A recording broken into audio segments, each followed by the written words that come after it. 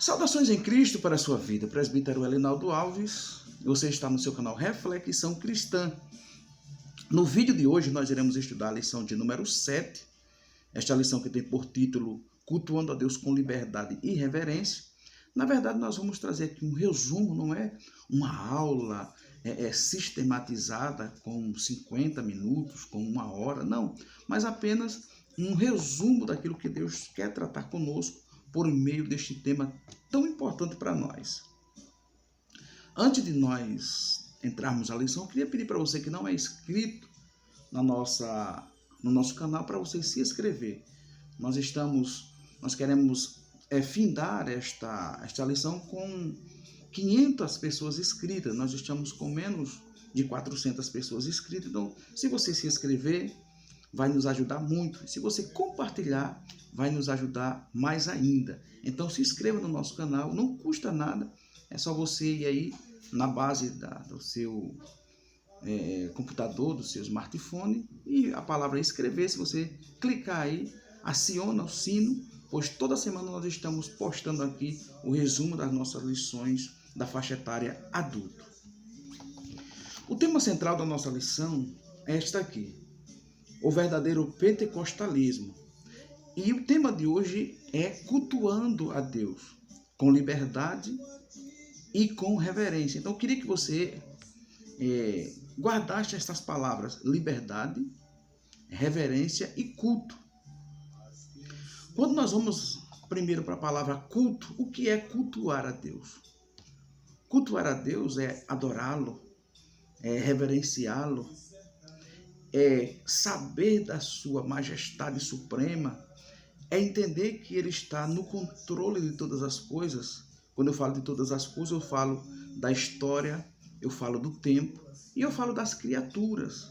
Ou seja, Deus está no controle das criaturas, sejam essas criaturas angelicais, sejam este mundo criado no seu aspecto mineral, vegetal e animal.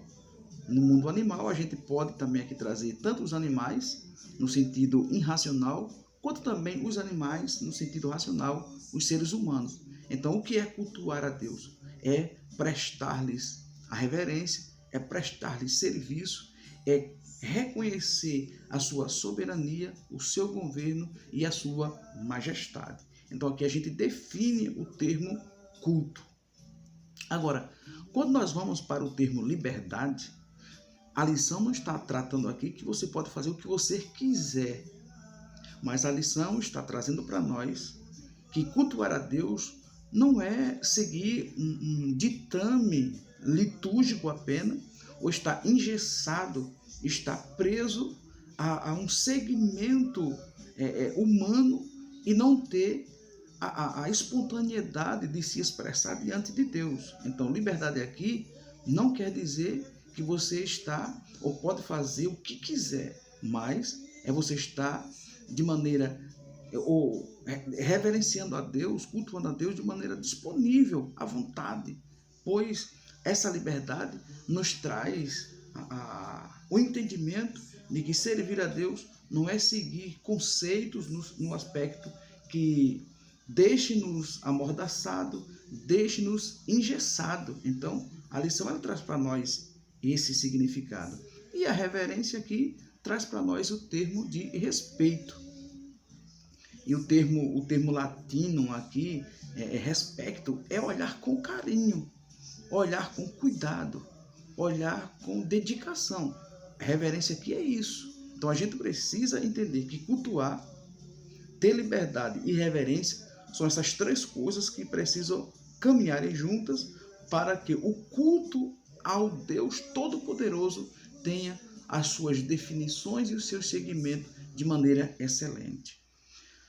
Agora, quando eu falo de cultuar, a gente precisa aqui ver três coisas que é de suma importância.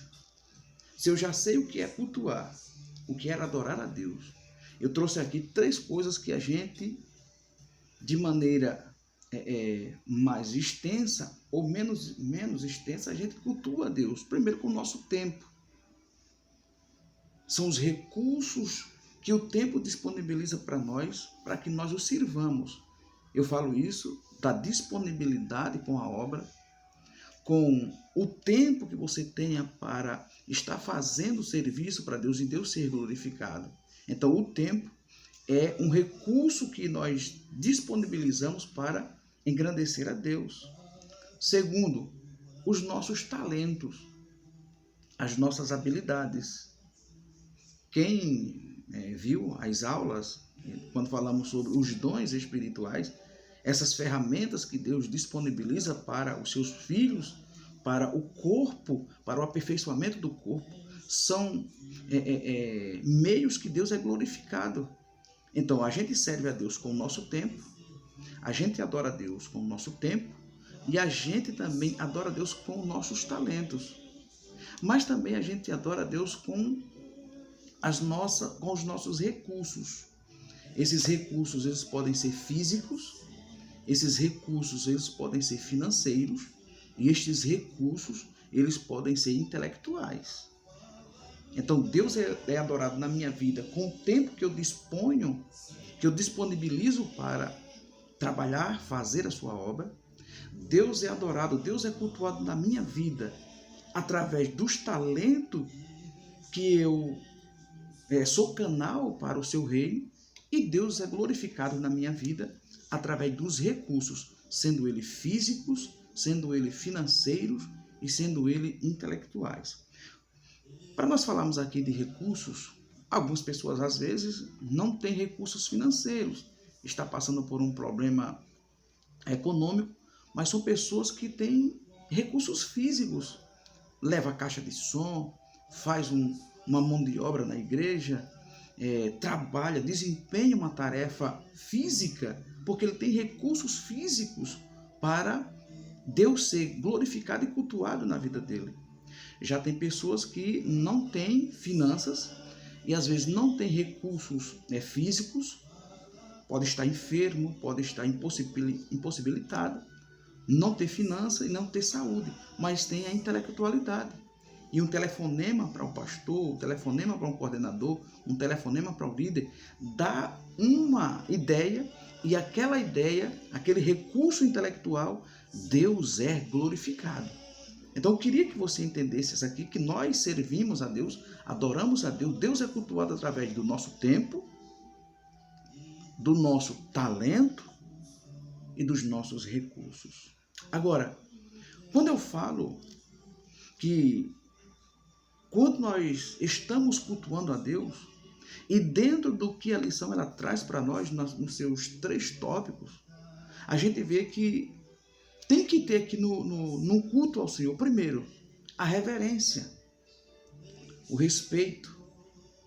Quando a gente estuda Êxodo capítulo 3, que Moisés ele se aproxima de Deus, o Senhor diz para Moisés, não te chegue para cá, tira as sandálias dos teus pés, porque o lugar que tu estás é terra santa. Então a gente vê aqui um critério de cultuar a Deus. Este culto ele tem que ter reverência, ele tem que ter respeito. E a própria lição fala, Salomão fala, tira as sandálias dos teus pés, ou guarda os teus pés, melhor dizendo, guarda os teus pés quando entrar na casa de Deus. E quando a gente fala de pés na Bíblia, nós estamos falando do ser. Quando nós falamos de mãos na Bíblia, nós estamos falando de ação. Quando nós falamos de olhos na Bíblia, nós estamos falando de crença, de sonhos. Então o Senhor fala para Moisés, Moisés, nós estamos tendo aqui um encontro. Moisés reconhece, Moisés a princípio não entende aquela visão da sarça, pois o fogo não se findava, mas quando ele se aproxima, Deus fala com Moisés e vem aqui Moisés reverenciar ao Senhor, Moisés cultuar ao Senhor, Moisés reconhecer a soberania de Deus. Então Deus trata com Moisés aqui para Moisés tirar a sandália dos pés. E a palavra hebraica ali para a sandália é peshat, está falando de um objeto físico. E aquilo ali representava as coisas materiais, as coisas físicas na vida de Moisés. Há quem diga que na sandália de Moisés tem um símbolo do sol do Egito. Outros dizem que sandália representa alguém de autoridade, pois os escravos andavam descalços. Mas o que Deus está querendo aqui de Moisés, para nós entendermos, é que era reverência. Então, o culto, ele precisa ter reverência. Segundo, o culto precisa ter entrega. Em Marcos capítulo 12, versículo 41 a 44, Jesus está no templo e Jesus começa a observar naquele movimento litúrgico de culto, começa o momento das ofertas. E os ricos começam, as pessoas que tinham posses, começam a depositar suas ofertas ali uma das partes da liturgia do culto, que é ofertar. E Jesus observa que uma viúva, tanto Marcos quanto Lucas diz, a viúva pobre. E aquela viúva, ela traz 2 moedas. Moedas que da época eram de pequeno valor. E eu não quero aqui entrar no mérito dos valores daquela moeda. Há quem diga que aquela moeda poderia ser 2 lépitos, aquelas moedas poderiam ser 2 tostões, aquelas moedas poderiam ter o valor de 5 réis, aquela moeda poderia ter o valor de um quadrante, e um quadrante na moeda da época valia 1/4 de um asse. Se nós traduzirmos para os nossos dias atuais, são valores, mas valores mínimos mesmo. Mas o que Jesus está tratando aqui com os seus discípulos é que aquela viúva, ela estava cultuando ao Senhor, reconhecendo a soberania de Deus com tudo que ela tinha. Mas o tudo aqui não eram as moedas apenas, mas era o seu coração, era a sua pessoa interior. Então, no culto precisa ter entrega, lançar-se aos pés do Senhor. E por meio daquelas 2 moedas que aquela mulher entrega, Jesus explica para os discípulos que cultuar a Deus, que reconhecer a grandeza de Deus sobre as finanças, sobre a vida material, é que nós precisamos entregar tudo. E esse entregar tudo aqui não tem nada a ver com o que a gente está vendo aí, tantas... não quero nem entrar aqui detalhadamente o que acontece aí na mídia, com esse evangelho aí que a pessoa é pobre, fica rico do dia para a noite, não tem estudo para passar em grandes concursos, não tem uma família de posses, e são pessoas que estão pregando por aí que você vem pobre e automaticamente fica rico. Eu não estou aqui negando a grandeza de Deus. Deus é poderoso para fazer na vida de qualquer um. Mas o que eu estou dizendo aqui é que para cultuar a Deus com os seus bens, vai muito além daquilo que está na nossa mão para ser colocado na salva ou no gasofilácio. O que está aqui em pauta é o que está dentro, não o que está fora. É como é o ofertante, não a oferta. A oferta tem importância, sim, claro. O que está na mão é importante, na carteira, sim. Mas o que Deus está propondo aqui para nós, na pessoa do Senhor Jesus, é que para cultuar, além de ter reverência, no caso de Moisés, em Êxodo 3, agora aqui em Marcos capítulo 12, o culto tem que ter entrega. Terceiro, no culto tem que ter vida. Paulo está pregando em Atos capítulo 20, e a sua pregação é um tanto quanto, não vou dizer assim demorada, mas está num período noturno, e Eutico está ali também junto naquele culto. E Eutico cai da janela, morre, e Paulo vem, ora por Eutico, e Eutico ressuscita. Então, um culto tem que ter reverência, um culto tem que ter entrega, e num culto tem que ter vida. Precisa-se ter vida em um culto. E nós estamos vendo aí um evangelho morto, morno, fracassado, mas Deus tem o seu povo reunido com reverência, com entrega e com vida. Quarto, no culto tem que ter desabafo. Quando eu falo desabafo aqui, não é palavras pejorativas de alguém que está invocado contra o não. Eu estou falando aqui desabafo no sentido aqui de Ana, em 1 Samuel capítulo 1. Quando Eli está observando, Ana subia anualmente para cultuar ao Senhor, e Ana está orando, Ana está conversando, e ela está num momento tão aflito que Eli não entende o que Ana está falando. Sabe por quê? Ana estava delatando a sua alma diante do Senhor. Então, em um culto, precisa ter desabafo, conversa, entregar-se totalmente, delatar a alma na presença do Senhor. Em quinto, no culto precisa ter raciocínio. Nós não vamos estar em um momento do culto e eu perdi a noção, a menos que alguém passe mal, desmaie, etc. Mas um culto precisa ter raciocínio. Paulo, ele escrevendo para Roma, diz para nós cultuarmos de maneira racional. Rogo-vos, irmãos, pela compaixão de Deus, né, que apresentei os vossos corpos em sacrifício vivo, santo e agradável, que é um culto racional ao Senhor. Que história é essa de que cultuar ao Senhor em um momento de extravagância, perder a noção, o equilíbrio do tempo, noção do espaço? Não. Num culto é preciso ter equilíbrio racional. E Paulo, escrevendo aos Romanos capítulo 12, versículo 1, 2 em diante, Paulo fala acerca disso. No culto também precisa ter revelação. O que é revelar? Revelar, do latim, é tirar o véu, é descortinar, é tornar visível, é Deus aparecer, é Deus assumir a visibilidade de que Ele está no ambiente, que Ele está presente. Então, no culto também precisa ter revelação. No culto precisa ter doutrina, ensino, seja ele sistemático, seja ele temático, seja ele expositivo. Num culto tem que ter doutrina. É a pessoa um culto de adoração em que só tem danças, fumaça, luzes, e as pessoas saem dali e não sabem o que foi ensinado. Então, no culto precisa ter doutrina. E um culto precisa ter também intercessão.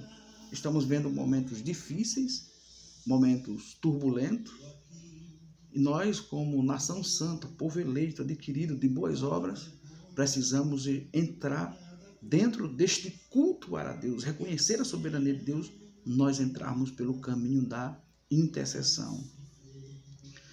E um culto também precisa ter esforço.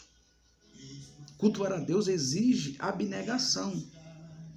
Quando a gente olha 2 Samuel capítulo 23, Davi, ele deseja tomar água das cisternas de Belém, então se levanta 3 dos seus valentes e passa pelo meio dos inimigos, geograficamente, o perigo, mas ele atravessa e vai buscar água nas cisternas de Belém. Quando ele volta, que entrega para o seu rei, o seu senhor, Davi pega aquela água e oferece a Deus, oferta para o Senhor. Deus é cultuado, Deus é reverenciado, Deus é adorado por aquele ato de esforço que aqueles homens fizeram para trazer água para Davi. Então, nenhum culto também precisa ter esforço.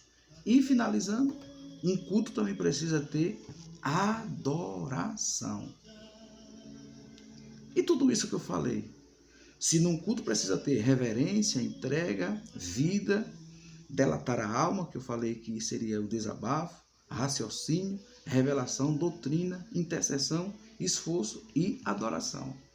Porque a lição ela traz para nós que dentro de um segmento litúrgico é indispensável o momento em que a igreja ela para tudo aquilo que já foi tratado. A gente tem aqui uma liturgia de avisos, as agendas, mostrar os projetos da igreja. Sim, isso faz parte das informações da igreja. Mas tem aquele momento em que a igreja para entrar em ação o que de fato é a adoração.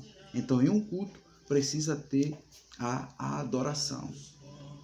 A nossa lição, ela propôs para nós que essa adoração, ela parte de um princípio em que Deus Trino, ele é o centro do culto. Nós não estamos pautados em pregador, em pregadora, em vocal, em banda, com todas as qualidades que esses que eu citei tenham. Mas o que a lição ela propõe para nós, cultuar a Deus com liberdade e reverência, é que o centro deste culto está na pessoa do Pai, do Filho e do Espírito Santo. É Deus o centro da adoração. É por Ele, para Ele e por Ele são todas as coisas. Então, o culto, ele precisa estar pautado em uma verdadeira adoração. E a conclusão da lição diz assim: o que precisamos saber é que o Novo Testamento não estabelece formas litúrgicas de adoração, porque parece não ter sido esse a preocupação do Espírito Santo. Que os nossos cultos sejam dinâmicos e espontâneos, em nome de Jesus, com espontaneidade e reverência. Nós não somos espectadores dos cultos, como num teatro ou num cinema. Antes, participemos dele com cânticos congregacionais, corais, conjuntos e grupos de louvores, dando glória a Deus. Louvado seja o nome do Senhor. Então, cultuar a Deus com liberdade e reverência é nós prestarmos, é nós voluntariamente, é nós de maneira racional reconhecermos que Deus é Senhor, que Deus está no comando e no controle de todas as coisas e que através do nosso tempo, talento e recursos nós cultuamos a Deus. E que dentro desse tempo, desse talento e desse recurso, a gente ter reverência, entrega, vida, desabafo, raciocínio, revelação, doutrina, intercessão, esforço e adoração. Então que você na sua igreja, não sei de que igreja você é membro, é participante, contudo que você entenda que Deus é o centro da sua adoração. E adorar é você saber que Ele é o único que merece a sua reverência, a sua adoração e o seu louvor. E que para nós chegarmos a Ele, nós temos que passar pelo sacrifício de Jesus e o Espírito de Deus nos ajudar. Muitas das vezes não temos palavras, mas Ele intercede por nós com gemidos inexprimíveis e assim nós cultuamos ao Senhor em espírito e em verdade. Deus abençoe a sua vida e nós nos encontraremos na lição de número 8 para mais um resumo das nossas lições bíblicas da CPAD, faixa etária adulto. O Senhor te abençoe em nome de Jesus.